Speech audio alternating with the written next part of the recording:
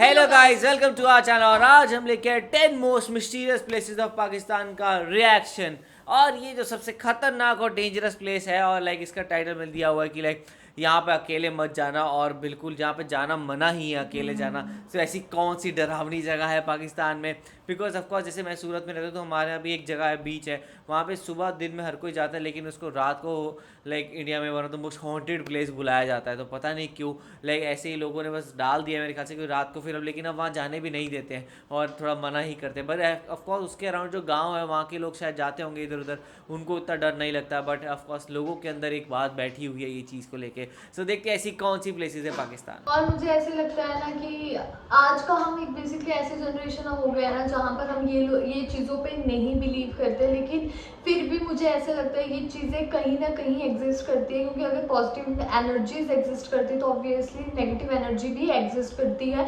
और इंडिया में अगर इंडिया की बात करें तो बहुत सारे ऐसी प्लेसेस है जहाँ जैसे भानगढ़ फोर्ट हो गया तुम्हारा राजस्थान का, और भी बहुत सारे हिमाचल प्रदेश है, हिमाचल में भी बहुत सारी ऐसी जगह है जहाँ पर आपका मिस्टीरियस ही बोला जाता है उसको, यहाँ पे ये हो जाता है वहाँ पे वो हो जाता है।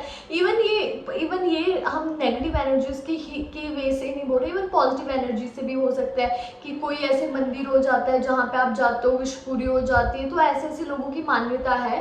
और मैं देखना चाहती हूँ कि पाकिस्तान में ऐसे प्लेसेस के एग्जिस्ट करते हैं जहाँ पर अब मेरे को ये देखना कि सिर्फ नेगेटिव एनर्जीज के बारे में बोला कि पॉजिटिव के बारे में बोला है, तो वो वीडियो देखकर ही पता लगेगा। तो देखते हैं वीडियो कैसे होने वाली है, भाई देख लेते हैं कैसा होगा। तो आप भी देखो, हम भी देखते हैं। Let's start. नाज़रीन, बात करें उन मकामात की जहां पर अकेले जाना पाकिस्तान में मना है या कम से कम लोग वहां अकेले जाने से कतराते हैं, तो सबसे पहले नाम आता है कोहे चिल्तन का। कोहे चिल्तन कोयटा बलोचिस्तान के करीब वाक़ इस पहाड़ी सिलसिला चिल्तन में सबसे बुलंद चोटी है। चिल्तन दरअसल फारसी और बलोची जुबान का लफ्ज चहलतन से है, जिसके मानी है 40 जिस्म। इस पहाड़ के बारे में मशहूर है कि ये एक पुरसरार जगह है। यहाँ उन 40 बच्चों की रूहें भटकती हैं जिनके वालिदैन ने उन्हें तन्हा मरने के लिए वहाँ छोड़ दिया था। मकामी अफराद इस बारे में एक दास्तान सुनाते हैं जिसके मुताबिक सदियों कबल एक गरीब बेऔलाद जोड़ा औलाद के लिए किसी बुजुर्ग के पास जा रहा था। बुजुर्ग की दुआ कबूल हुई और उनके यहाँ एक दो नहीं बल्कि 40 बच्चों की विलादत हुई। एक गरीब जोड़ा इतने सारे बच्चों की कफालत नहीं कर सकता था, चुनाचे उन्होंने एक बच्चे को अपने पास रखकर 39 बच्चे पहाड़ पर छोड़ दिए। कुछ अरसे बाद औरत ये सोचकर पहाड़ पर गई कि शायद इन बच्चों की मौत वाकई हो चुकी होगी,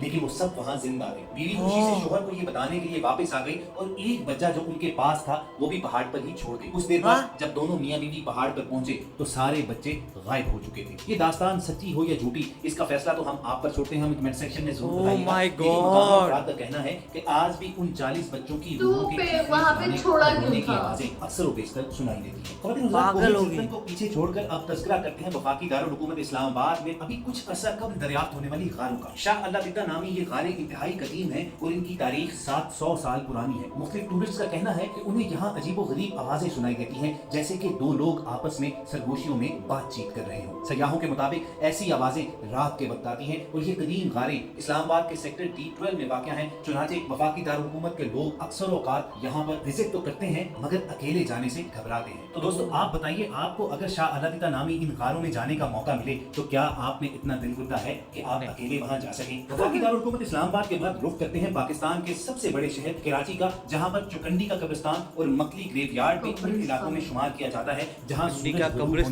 बाद कोई भी अकेले जाने की हिम्मत नहीं रखता। चुकंडी दीदा ज़ेब और मुनफरिद तर्ज़े तामीर की हामिल कब्रों के बायस पूरी दुनिया में मशहूर है। 2.5 किलोमीटर से ज्यादा रकबे पर फैले इस कब्रिस्तान में मुरखीन के मुताबिक बाज कब्रें 16वीं सदी ईस्वी के बाज कबाइल के सरदारों का मदफन है। 600 साल कदीम मतरूका इस कब्रिस्तान के बारे में मशहूर है कि यहाँ असेब का साया है और रूहें अक्सर यहाँ भटकती रहती हैं। इसलिए कोई भी शख्स शाम के बाद इस कब्रिस्तान में जाने की जरूरत नहीं है। लोगों के मुताबिक यहाँ मौजूद बाज कब्रें अक्सर खुद ब खुद जलने लगती हैं और बहुत ज्यादा गर्म हो जाती हैं। कुछ लोगों का कहना है कि उन्हें अक्सर रात के वक्त कब्रिस्तान से लोगों के चीखने चिल्लाने की आवाजें आती हैं।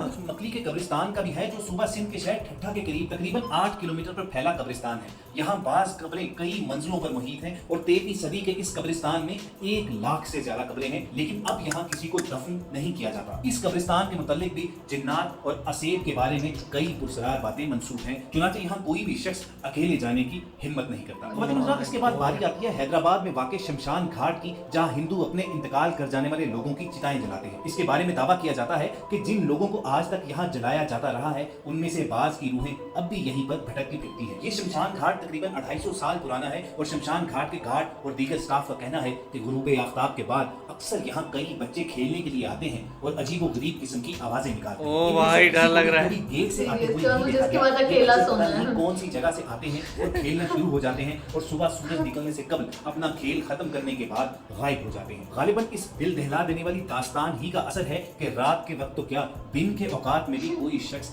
यहाँ पर अकेले आने की कराची और हैदराबाद से अगर 400 किलोमीटर का फासला तय किया जाए तो सिंध के शहर दादू के शुमाल मगरिब में कोहे कीर्थर पर गोरख हिल स्टेशन वाक़ है। ये सुबह सिंध का बुलंद तरीन मकाम है और सतह समंदर से 5688 फीट बुलंद है और आबो हवा के लिहाज से पाकिस्तान के मशहूर तरीन हिल स्टेशन मरी का हमपल्ला करार दिया जा सकता है। लेकिन इस सयाहती मकाम से भी कुछ पुरसरार बातें मंसूब हैं। गोरख हिल के वीरानों में आते जाते लोगों को ऐसे इंसानों की झलक नजर आई है जो बनमानस से मुशाबे थे, यानी कदकाठ तो इंसानों जैसा था मगर जिस्म बिल्कुल बालों से ढका हुआ था। न जाने कितने बरसों से यहाँ इंसान नुमा बनमानस देखने के वाक़यात होते आ रहे हैं। इस भारी जिसामत वाले वजूद का नाम मुकामी लोगों ने मम रखा हुआ है। ऐसी ही मखलूक तिब्बत के पहाड़ों में यट्टी के नाम से और अमरीकी जंगलात में बिगफुट के नाम से मशहूर है। बाज़ लोगों का कहना है कि ये मखलूक कोई इंसान नुमा भेड़िए की नस्ल से है। यहाँ एक दास्तान भी मशहूर है कि सदियों पहले यहाँ गोरखनाथ नामी एक साधु मुकीम था। उनका एक मुलाजिम था जो दिन में इंसान और रात में भेड़िया बन जाता था। कहते हैं कि गोरख हिल का नाम गोरख भी इसी वजह से पड़ा क्योंकि फारसी में भेड़ियों को गोरख कहते हैं। नाज़रीन, इस पहाड़ी मकाम के बाद हम रुख करेंगे बलोचिस्तान के एक और पहाड़ी मकाम का जो अपने अंदर कई पुरस्कार राज समोए हुए है। इस मकाम को शहर रोगान के नाम से जाना जाता है। इस शहर की खासियत ये है कि यहाँ मौजूद पहाड़ों में सैकड़ों गार बने हुए हैं, लेकिन इन गारों की तामीर के हवाले से तारीख बिल्कुल खामोश है। ये गारें कराची से 175 किलोमीटर के फासले पर जिला लसबेला में वाक़ हैं और मौरखीन का ख्याल है कि इन पहाड़ों में मौजूद गार बुद्ध मत के पैरोकारों ने तमीर किए और वो यहाँ पर रिहाइश पजीर होते थे। बलूचिस्तान में वाक़ इस शहर रोगान के बारे में मशहूर है कि यहाँ जिन और बदरूहें मौजूद हैं और ये जिन इस इलाके की पहाड़ों, गारों और नदियों में रहते हैं और यहाँ आने वाले लोगों पर हमला आवर होते हैं। चुनांचे यहाँ पर भी कोई भी शख्स रात में या दिन में अकेले आने की जुर्रत नहीं करता। बहुत मिस्टीरियस प्लेस है भाई। इस्लामाबाद के बाद अगर बात करें पंजाब की तो पाकिस्तान के सबसे बड़े सूबे के शहर गुजरात में सरगोदा रोड के करीब एक 100 साल से भी ज्यादा पुराना मकान मौजूद है जिसमें मुबैना तौर पर बुजुर्ग इंसान की एक दोस्ताना रूह रहती है। खस्ता दीवारों, इर्द गिर्द खुदरू पौधों से एक डरावना नजर आने वाला ये मकान